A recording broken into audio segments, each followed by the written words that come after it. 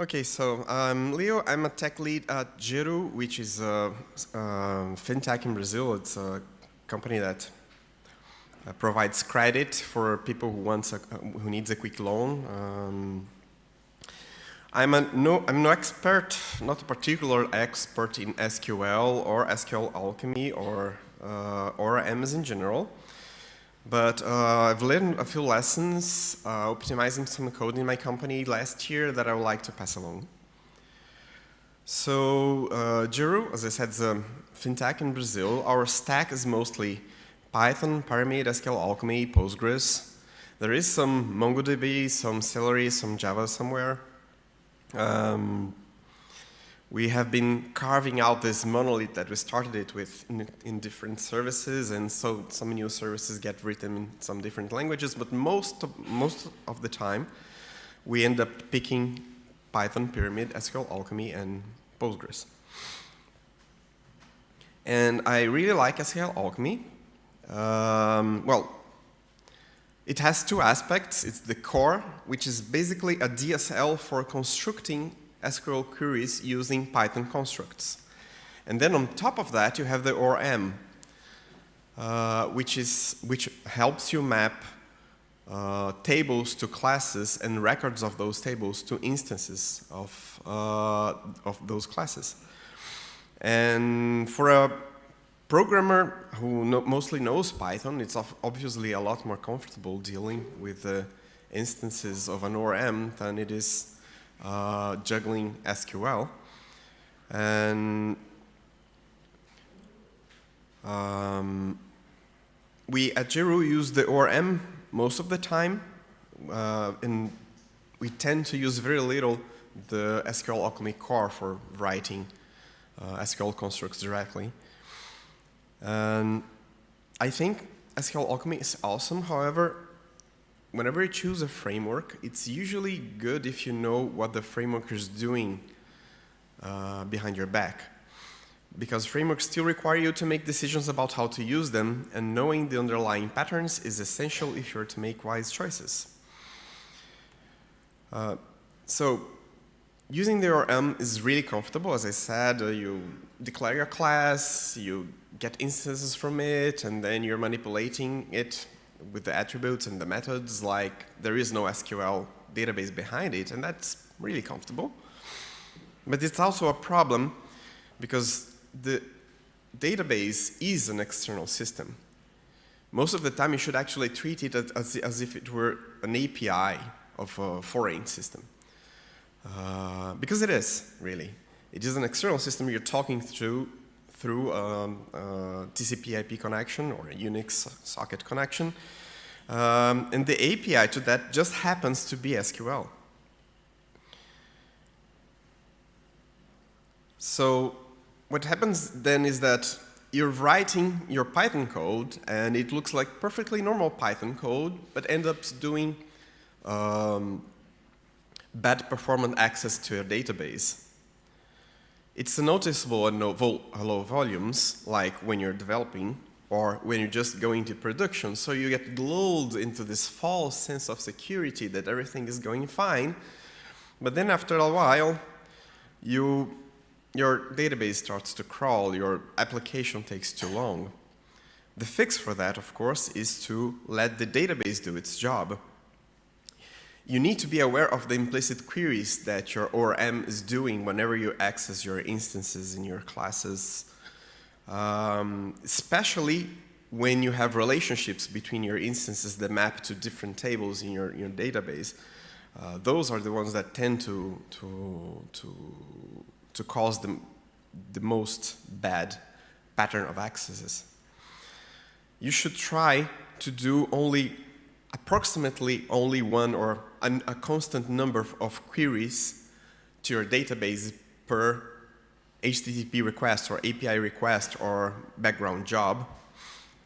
And you should avoid as much as possible looping through instances of your model in Python code, because the database is a lot better at doing that. You should also be mindful of the amount of round trips you do. You should try to do only a fixed number of queries per request, because Every round trip costs time, but you also should be mindful of the amount of data you're pulling out of the DB when you do some requests. So I'm going to talk about specific cases here that I've optimized. We had this report that we ran, that we still run about once a month. And in the beginning, it was really fast. As years passed, it was taking over 24 hours to run. So let's talk a little bit about Giroux. I don't know if it's readable, but Giroux is a credit company. It provides loans for people who access our website. We do everything online. You snap your documents, and then after you're happy and do a credit analysis, we send money to your bank. And then you pay back your loan by paying bank slips, and you never have to actually face. You can actually we are designed so that you cannot actually visit us to talk about your cases. Everything is done online, and an early funding model for us to get money to lend to people was that Giroux created this funding company, separate funding company, that issued debentures. Debentures like an official loan from a company that the market can buy to give money to the company without becoming a partner, without it being a stock option. So the company would issue new debentures every 6 months, and these debentures had a contract that said that whatever the loans the borrowers would pay back would be the payback for the people who purchased the debentures. So the company was never insolvent. Of course, we still want to have a good credit model, otherwise people will not want to buy our debentures. So we issue debentures every 6 months, and debenture holders buy these debentures. They put money in the company, and so we grant loans with that money, and the borrowers pay back those loans. And at the beginning of every month, we look at what we got from and pay back once a month the debenture holders. Of course, it's a lot more complicated than that, because part of the money is the amortization, which is the money that the debenture holder actually lent us. And then on top of that, you have the premium, which is what you are paying on top of what the debenture holder put in, so that they can be happy with their investment. And taxes affect only the premium, not the amortization. And taxes, you pay less taxes the longer it takes you to pay amortization. So we do dances with the numbers, like we are only paying amortization for a while instead of paying premium. Then we save a little bit, because in Brazil you cannot only pay premium, so we have to save some of the amortization and then start paying back the premium and then paying the amortization last. So there's a whole dance of numbers. But that only happened in later debenture issuances. The first debenture issuances, we were paying back from the principal of the loans that we granted to the amortization, and from the premium of the loans that granted the premium of the debenture holders. And the entity relationship model looks somewhat like this. You have the debenture holder. The debenture belongs to the debenture holder and to a debenture series. The debenture series has an account. All the operations from borrowing and the payout come from this account. So we have a bunch of operations. And if that sounds awfully complicated, don't worry, it gets a lot worse. So let's look a little bit at the code. How do we actually code that? So first you have this base class from SQLAlchemy. We declare it by putting creating our own base class, which we called here ORM class. And we added a convenient class method here. It's actually class property. Yeah. So what we do here, we take the SQLAlchemy DB session and make it easily available inside the class, so that you can say, oh, I have my model.query, and then you can apply filters, order by, joins with other classes, and things like that. So it's a little convenience attribute in the class. And so this base here, there's this method, this function from SQLAlchemy that makes this, that wraps this ORM class, and you have this magical base class here, which we then have to use in all the models that we declare. So, like we said, the debenture, which is the thing that we sell to the debenture holders, which is like the loan that the debenture holder is granting to us. It has its database key. It has a serial number, which is very different from the ID because the serial number repeats inside every debenture series, whereas the ID is constantly different for all the debentures, no matter what. There's a sale price because if you buy a debenture at the beginning of the series, you buy it close to the official debenture price, but if you buy it later, it costs you more because it's the price of opportunity for being late to the party. And so we have a sale date. Here we are continuing the same class.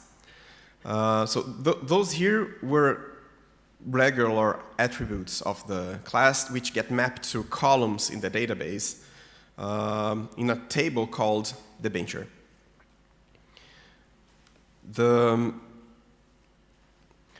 Here we are talking still about the same class, but here we see some relationships. So we have this holder ID, which is also a regular column, a regular integer column, but then we add a declaration that it's a foreign key into the ID column of the debenture holder table. And on top of that, we declare the holder relationship, which has as foreign keys the holder ID that we just declared. So this way, I get a holder attribute on my debenture instance, which fetches me the debenture holder instance transparently for me, but this transparently means it's doing a query to the database at least once. During the session, SQLAlchemy actually will cache that instance so that it doesn't fetch it again every time I access the attribute. But still, I need to be mindful.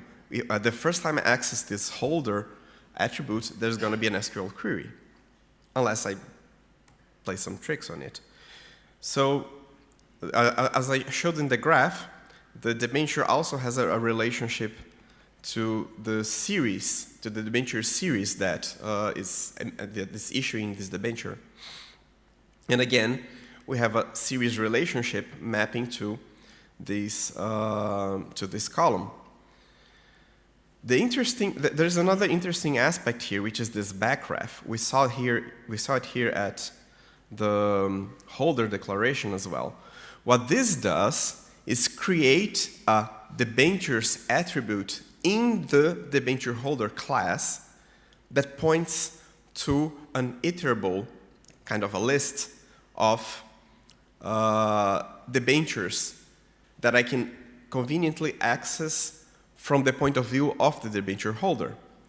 Same thing here in the debenture series. I get a debentures attribute there, which is an iterable of debentures that points to that debenture series. There's this lazy dynamic here. What does it mean? That actually tells you what kind of iterable it is. If you don't say anything, it will create lazy attributes that the first time you access it will make a query to the database and bring back a Python list. But if you do like I did here and say dynamic, then instead the debentures attribute inside the debenture series will be a query object, pretty much like this query object here that allows me to apply filter, order by, and other things like that. So by doing these dynamic relationships, I enable the application to lazily get a query object, apply other operations on top of it, like filtering, ordering, joining with other relationships, and only then only when I try to iterate over it, it goes to the database and fetches the data. So I had to debug an issue that was found by the financial people, that we were not paying exactly what we should be paying the debenture holders. There was some discrepancy. And I started debugging this hours-long report. It took hours because, well, the report itself took about 5 hours. But it also depended on another process that cached some information. And this other process also took about 4 hours. And that was for each debenture series that we had. And by the point, we had about 6 debenture series. So the whole run of reports took more than a day. And I was starting debugging that and said, well, this is taking too much time. So I enabled SQLAlchemy to do debugging for me. If you take the standard Python logging, you take the SQLAlchemy engine logger and set the log level to info, it will log every query.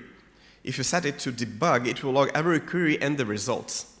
And when it logs the queries, it logs the parameters that are used by the query as well. So I enabled the logging and start running the report, and suddenly I'm seeing gobs and gobs of the same query repeated over and over and over. So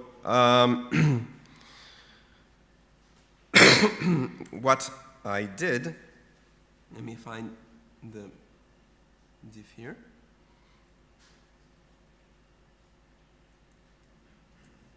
So let's see some code. That's not readable, right? The people in the back, can you read it? Nope. How about now? Nope. The people in the back can read it? Okay, now I should be able to read it, right? Okay, so let's see if I can show the things. I think I'm gonna switch to mirror mode.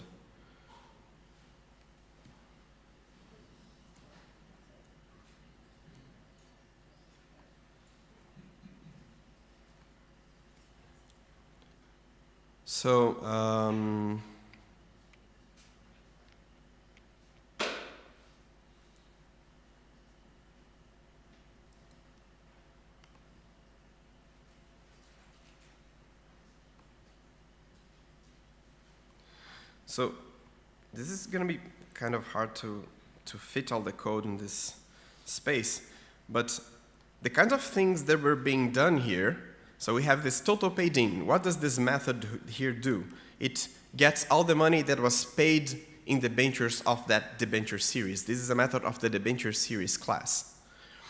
And so you can call it by specifying a period if you want, and it gets the debentures that are owned by someone, the debentures that were actually sold, and this is a property that brings the debentures related to this debenture series that actually have owners.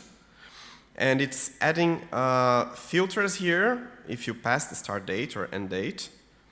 And then it's doing a sum of the sale price of all these debentures.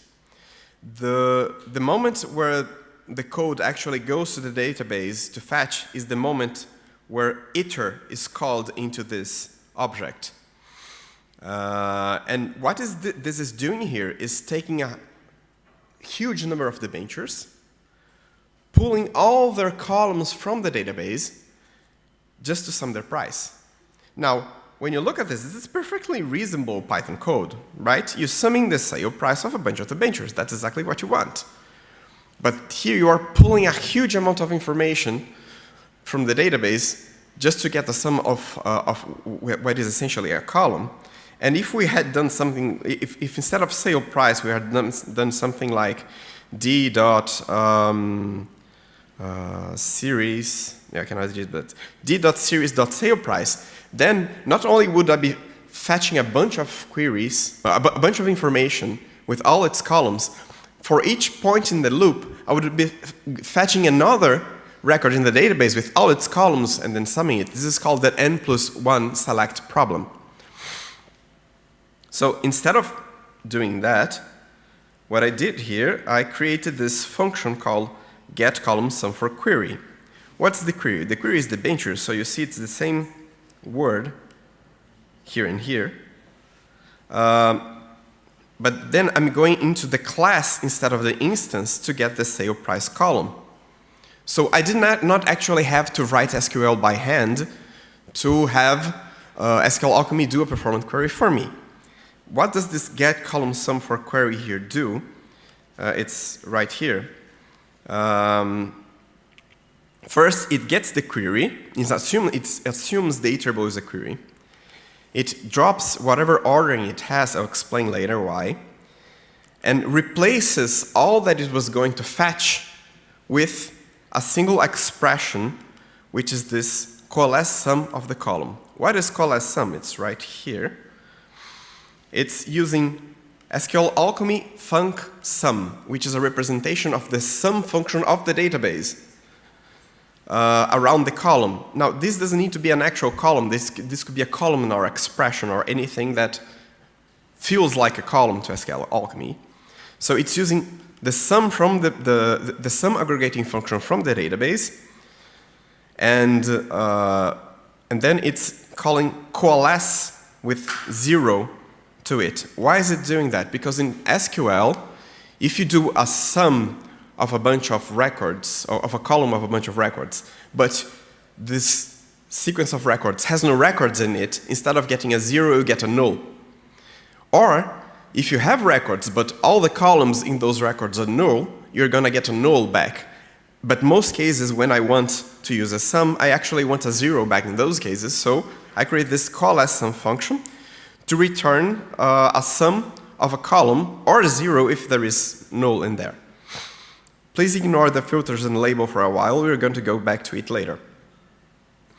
So I replace all the entities in the query with just the coalesce sum of a specific column. And if you remember it, it was the debentures.salePrice. And now the reason why I drop whatever ordering the query had is because since I'm calling an aggregating function, either I have to have a group by clause on the SQL, or whatever ordering I have, and whatever ordering I have needs to be part of this group by, or I cannot have an order. So I make sure there is no order in this query, especially since I'm not using a group by here in this case, and which means that the database will return a single record, and in this case a single record with a single column, which is the sum I'm asking. Because of that, I'm calling the scalar method from SQLAlchemy, which does exactly that. It gives me the number that is in this, the value, not necessarily a number, but the value that is in the single column of the single record of the query that I just did. If the query is not a single record with a single column, it raises an error. But this is a very convenient function when I want just a number, which is a sum of a column. So coming back here, instead of looping through a huge number of objects with all their columns just to get the sale price, I'm asking the database to bring me exactly the sum that I want. And I got that in the diff with a single line that's very readable. So in this calculate total paid out, which is everything that I have already paid to the debenture holders, they have the same issue. But here, instead, they were looking at the payouts, which were the operations of payment operations. And then I replaced with the same thing. Going back a little, going under a little bit more, there was this whole method here. It was called calculate total values involved, which was doing a huge amount of those things, getting the sum of a bunch of operations. This was taking a very long time. And the operations were all a result of calling these methods here: payback operations, earning tax operations, and things like that.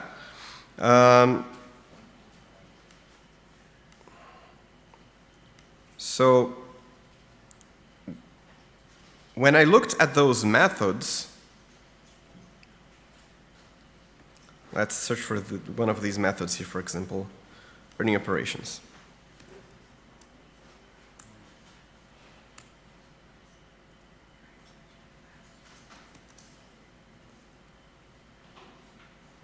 So what it was doing, it was looking at self.operations, which is one of those query relationships that I showed, filtering by specific tag, filtering it by some specific dates, and returning them. And all these operations, zero fee operations, earning taxes operations, were doing the same thing. So what I did first was to factor out the data filters and create this class that's really just a record that's collecting filters. So a payback filter is this criteria: source type equals node, tags equal node payback. A zero fee is this filter, earnings is this filters, etc., etc. And what I did with those was I refactored those other methods to get those operations, call this operations in period, which is where I figured out the data queries, the data filtering of the operations, and replace those with the filters applied. Why is that useful? Because then I could also do this other method here called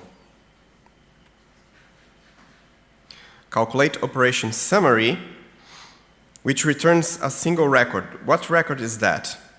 It takes all those operations in the same period, order by none, replace all the entities with the summary columns. Why I call them summary? Because just like a bestiary is a collection of beasts, a summary is a collection of sums. And that's exactly what this method does. It takes a coalesce sum of the same columns that we were looking at, giving them labels that are like the variables that were being collected in that method above, and returning those as the columns that I'm going to put in the query.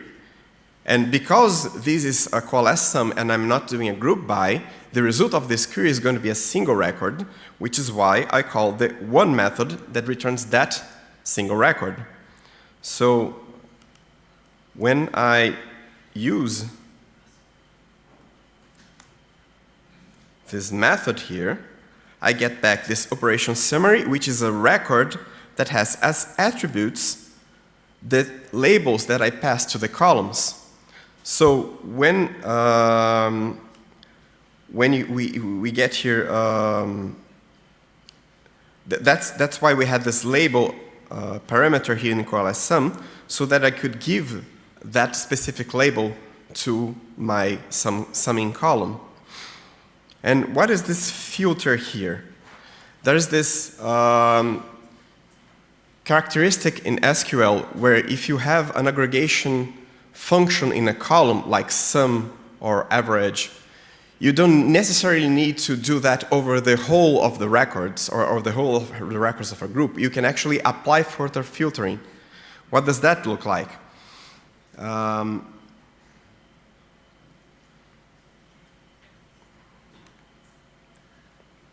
So that is unreadable, right?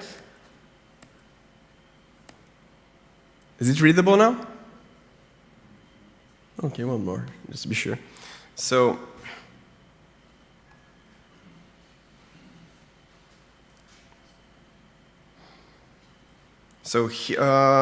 yeah, this is nice to show as well. I have the some of those models that I declared. I created the debenture holder, added it to the database, flushed it so that it has its primary key. And here I show what a query for a debentured looks like.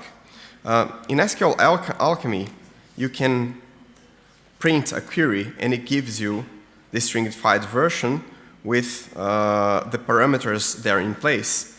So but it's nice to know what the parameter is going to be. So I created this function that formats and colorizes output and tells me what are the parameters. So if I do a debenture query, but filtered by created bigger than today and holder equals a certain holder, that variable that I created just above, it generates this query to the database. So you can see that it has created here and the debenture holder. And I can see what parameters is going to pass. So created is a date time with this value. And the param one here, which is the debenture holder, has this integer value here, which is the primary key of the debenture holder that I was doing as the filter. Now, the nice thing about here is that I'm actually comparing the relationship object, not the ID of the object here, but it translates me into comparing the ID in the query. So here I created the debenture, added to a series. The debenture series object is actually complicated for relationships, so I created a factory for it. So, and here I can check that the holder ID in the debenture holder is exactly the ID of the debenture holder that I created. So when I look at the debentures of the debenture holder, just like I said, it's a query that selects all debentures that match that debenture holder. If I also filter by debenture state and sale date, then I get this other query here with all these parameters replaced. So going back to our optimization, the debenture series operations is this query over operations here. And when I ask for Giroux operations, which was that method, it's the same query over operations, but with added filters in the where clause, right? 10 minutes, okay. So here is what I did with the operation summary. I replaced all the columns in the operations with those columns, and since the formatter wasn't very good, I did my own formatting here. Let me show that instead. So instead of since I added those filters at the column level, instead of putting those filters at the where clause, it's actually putting those filters along with the sum. This is very useful for things like, I want to know the percentage of clients that have a certain characteristic over all of the clients. I can do that by doing a sum filter and dividing that by the sum without the filter. And the database fetches that for me. I don't need to do two queries, one with the where clause and one without, and then dividing it at the Python side. I can have the database do that for me at the database side. So here we have the operation summary.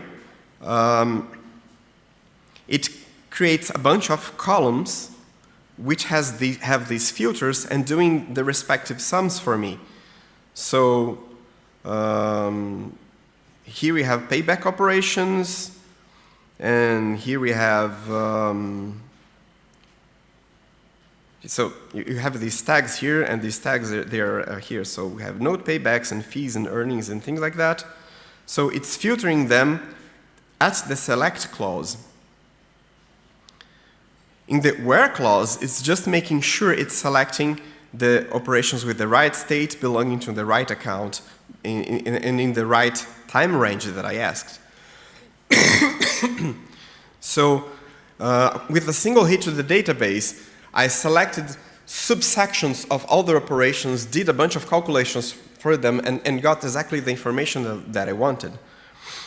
And with these kinds of things, I got completely rid of the cache and brought down the time of the report from 9 hours per series down to 4 hours per series. Why 4 hours? Because the rest of the time, it was not just a report, it was actually inserting the debenture payments into the database, because next time I wanted to run this report, I wanted to run a difference, and anything that was not collected correctly or any rounding errors should be paid in the next month.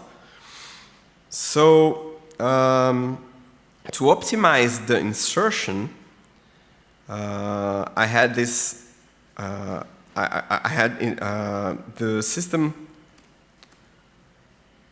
Let me locate it here.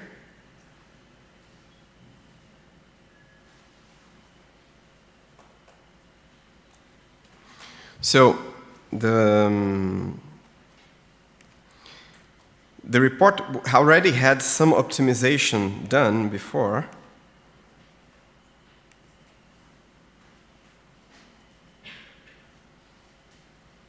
Which was to calculate the insert query for each debenture payout manually. But it was still calculating one insert per debenture every month. Of course, most of these inserts they look exactly the same because all the debentures bought by a debenture holder on a certain date have the same calculations. So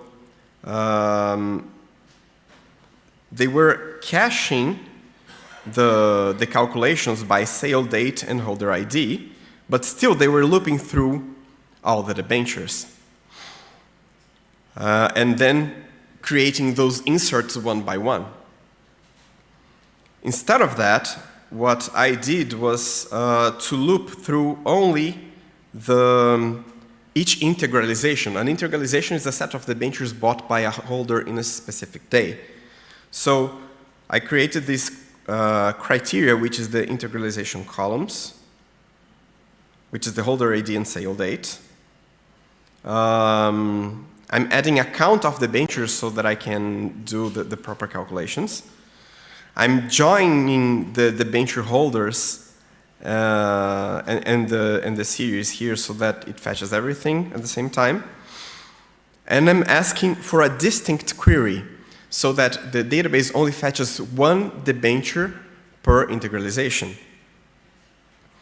And because of the distinct, I need this ordered by the integralization columns and debenture series number. What does the query look like? So, because I asked for distinct, SQLAlchemy rendered this as this distinct on query here, and then selected all the information from the debentures, but only of one debenture per integralization. And then it joined that information. It's kind of hard to read here, but it joined that information with the summary information I needed, like the sum of the debentures paid and things like that. So it goes with a single hit to the database, fetches all the information, and then I can loop and it's all calculated. But the most important part here is that instead of calculating the inserts by hand, I get the debenture payout table and ask for an insert query. And then instead of a regular insert, I do an insert from select. And I select from the integralization debentures, replacing the entities with the columns that I need to populate one debenture payout. What does that look like? So here I do the same query, and what it does is does an insert into the debenture payout, all the columns that I selected, and what's inserting is a select of all those parameters. Some parameters are constant, some other parameters are from the select. And then it's mapping all those information. So instead of doing inserts one by one, manually written in SQL from the Python side, I'm actually asking the DB to do the inserts for me. And that brought down the report time down to 15 minutes from 9 hours per debenture series. The last optimization I did, and this is the one that justifies the from minutes to milliseconds, I optimize a page rendering based on how much time it was wasting authorizing the user. Let me find it here. So during the authorization phase,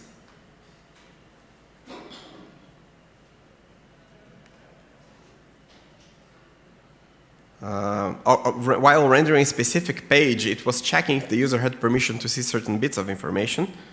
This is server-side rendering, so it's not so fun to do these days.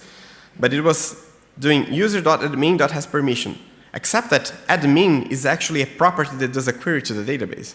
So it was doing a query to the database every time, and then asking if, and getting an ORM record, and asking if it has permission, which also goes to the database to fetch if that permission belongs to the user. It was doing that all the time.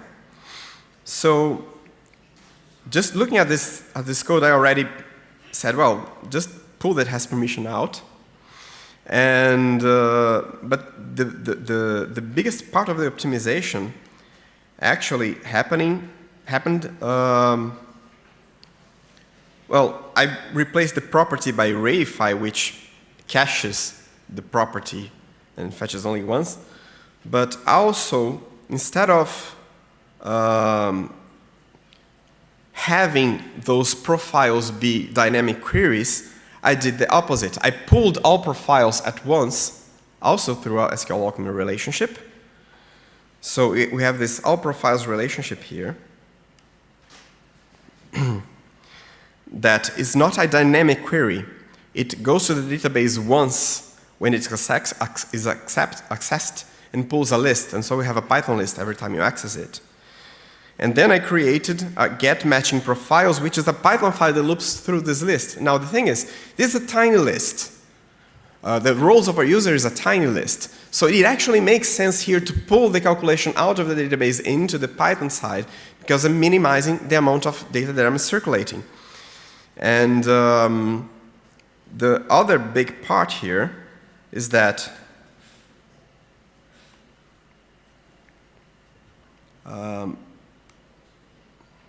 while fetching the user for the authentication, no,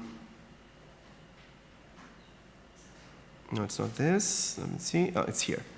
While fetching the user for the authentication, I'm actually instructing SQLAlchemy to join load all the profiles and join load of those profiles all the permissions.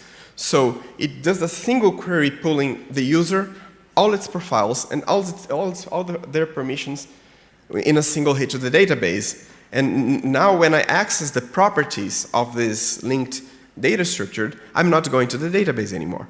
And that brought down the page that took minutes to render down to milliseconds. Now, so in conclusion, and yes, there is a conclusion.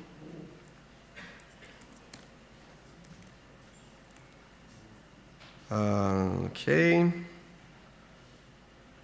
Yes, to figure out what was happening, I used this, there's this Python package called slowlog, which is good for WSGI applications.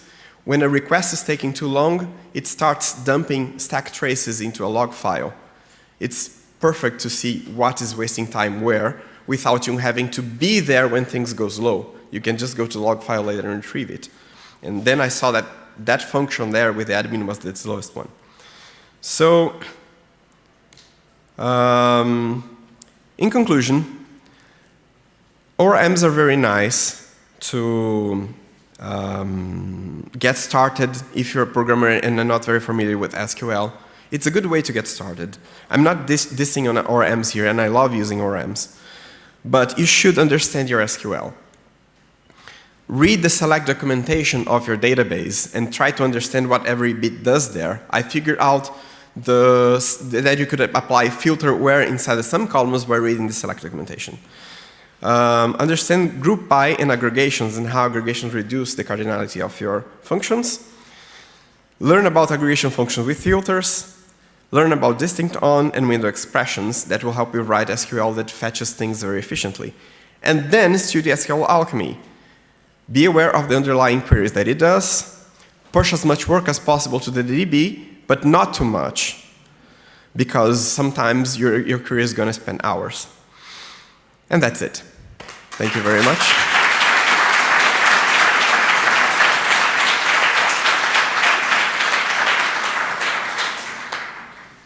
All right, we don't have time for questions.